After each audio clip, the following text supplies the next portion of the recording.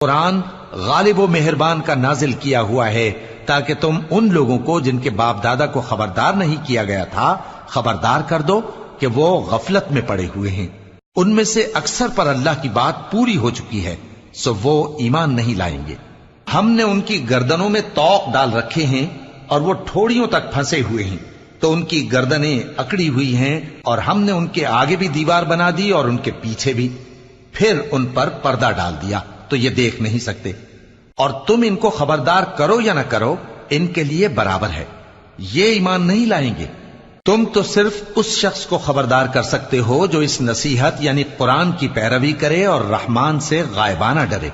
سو اس کو مغفرت اور بڑے ثواب کی بشارت سنا دو۔